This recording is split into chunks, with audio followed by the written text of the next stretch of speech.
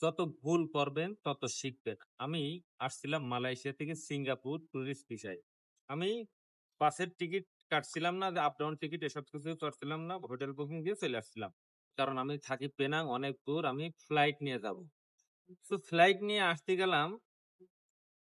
এখানে আপনার মনে করলাম যে যেহেতু আমরা ভিডিও করতে আইছি, ভিডিও করে একবারে এয়ারপোর্টে যেয়ে টিকিট কেটে আমি ব্যাক করব। এসে দেখলাম যে এখানে কোনো বুথ নেই। বাংলাদেশে যেরকম এয়ারপোর্টের থেকে টিকিট কাটা যায়, এখানে ঐরকম কোনো সিস্টেম নাই। এই টিকিটগুলো সবই আপনার অনলাইনে কাটতে হবে। আর এখানে একটা মাত্র আ কাউন্টার আছে, যেটা আছে আ সিঙ্গাপুর এয়ারলাইন্স। সেটা হচ্ছে অনেক দামি। ধরেন মালয়েশিয়া থেকে সিঙ্গাপুর থেকে পেনাং এর টিকিটের ৳৩০০, আর ওই টিকিট কাটতে হবে আপনার আছে ৳১৫০০-১৮০০ দিয়ে। ঠিক আছে? তো অনেক দামি।